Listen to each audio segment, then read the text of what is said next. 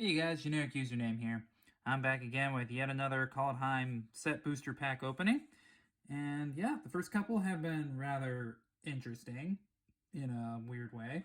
So, but hopefully we can get back to maybe pulling some valuable cards and not even that, just pulling some interesting stuff from the set in general.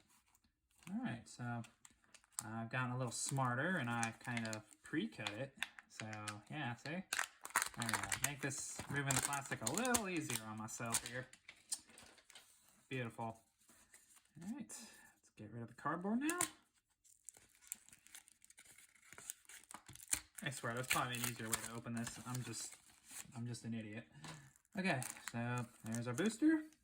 And before we go, I haven't done this in a while, so let's go ahead and bless this pack.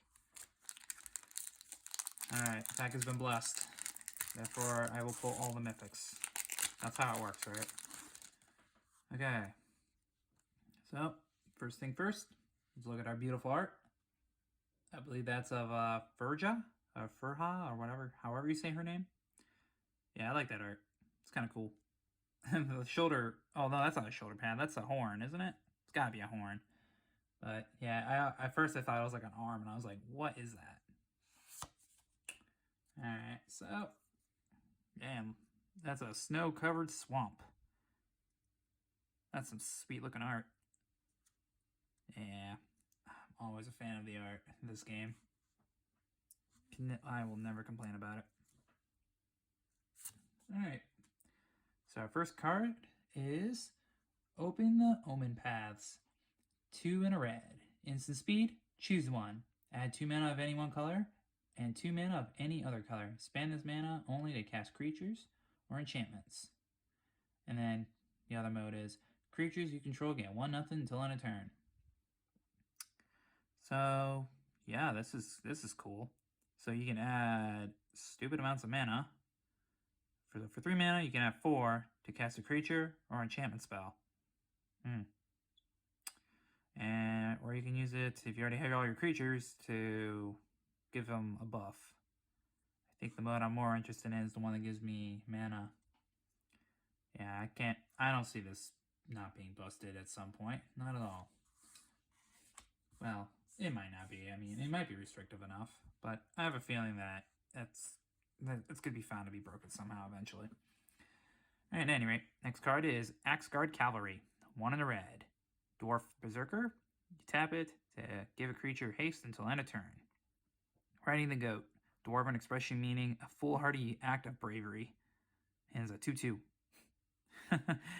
I just now looked at the art.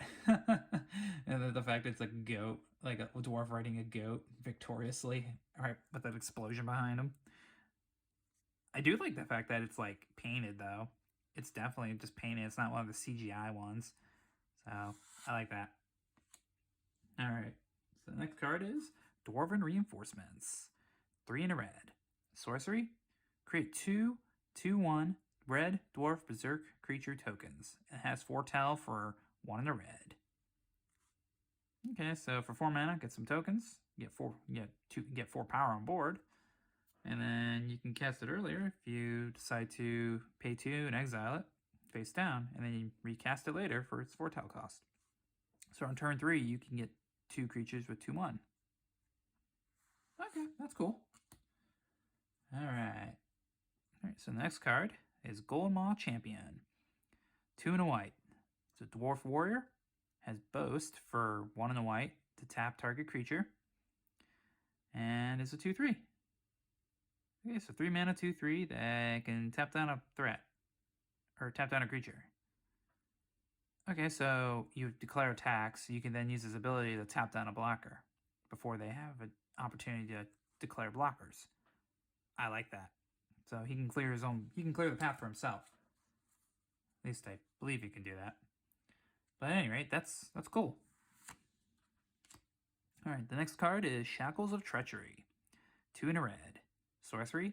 Gain control of target creature until end of turn. Untap that creature.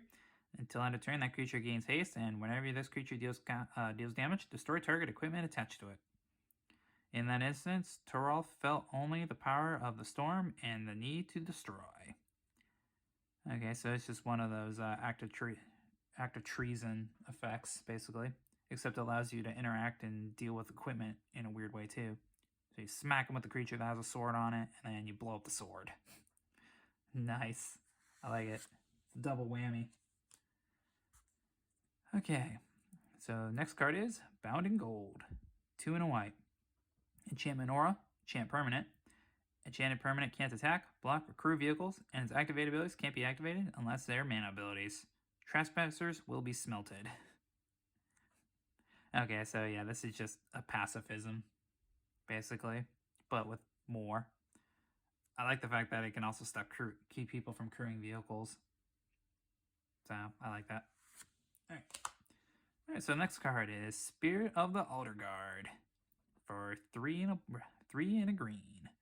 He's a snow creature, bear spirit. When it enters the battlefield, search your library for a snowland, reveal it, put it in your hand, then shuffle your library. And he gets 1/0 for each other snow permanent you control.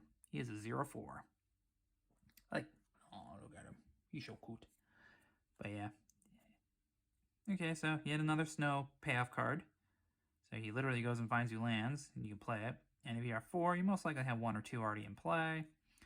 So, yeah, if you're in the snow deck for sealed, he'd be kind of good. If the snow deck wants to play slow and eventually have giant payoffs like this card right here. Graven Lore. 3 and double blue, snow instant, scry X, where X is the amount of snow spent to cast a spell, then draw 3 cards. Okay. The ruins glow beneath the snow, bearing memories of a time when the old gods ruled the realms. Yeah, that's definitely a payoff for snow. So if you're paying all snow, you get and you pay 5. This effectively turns into, best it can be is scry 5 and then draw 3. That's cool. Okay. So did we get any other rares? I feel like we did. And that's Tyrite's Sanctum. It's a land. Tapped out of colorless. 2 and tap it. Target legendary creature becomes a god in addition to its other types. Put a 1/1 counter on it. Pay 4 and sacrifice Tyrant Sanctum. Put an indestructible counter on target god.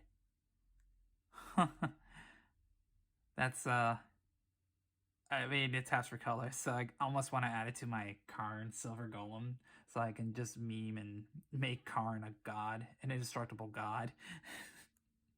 I think that'd be kind of cool in that deck. Alright, so let's see what else we pulled. We got, Selva Ice Shaped. Is that a foil? No, I don't know why I keep thinking some of these cards are foil, but it is 1, a red and a green, a legendary snow creature, Troll Warrior, and then he has 3 to tap, 3 and tap him, create a colorless snow artifact token named Icy Manalith with tap, add 1 mana of any color. Then he has 6, a red and a green, and tap him. Look at the top 4 cards of your library. You may cast a spell from among them without paying its mana cost. Put the rest of on the bottom of your library in a random order. Icy Manalith, so he can create rocks for you. Okay, he's a 2/4, and then he can dig for stuff. Oh wow, okay, so at 8 mana, he can basically start casting free spells for you. That's pretty cool. I feel like he'd be a pretty fun commander. He'd be slow, but then again, you're also in green, so he's not that slow. I don't know. All right, so let's move on to our foil, and it's Goldmaw Champion, same boy that we saw earlier. He is 2 and white. He's a dwarf warrior, has boast, 1 and white, tap down a creature, and he's a 2/3. Yep, for white. For seal, that's pretty good. I could actually see him pretty good. Probably be pretty decent in a cube too. Yeah, just the fact of his ability to interact with tap down creatures. Okay. And we got another card. What is it? I don't know. And it's Kaya, Ghost Assassin. Hello, special cards.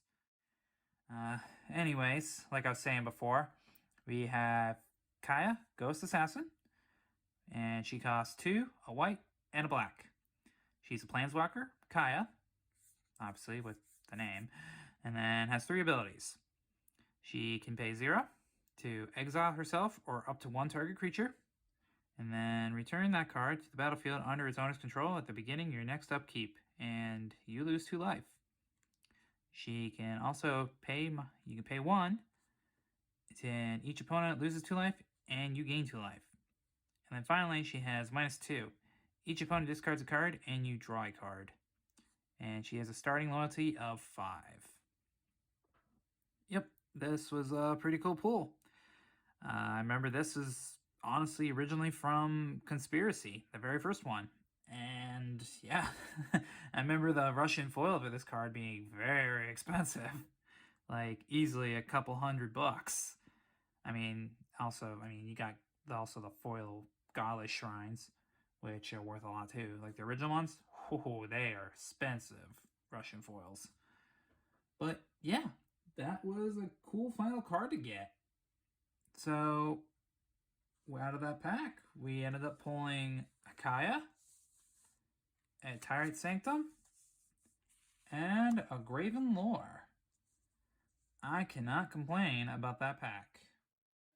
And anyways, that's everything I have for you guys today. If you liked the video, feel free to leave it a like, and feel free to also subscribe to the channel.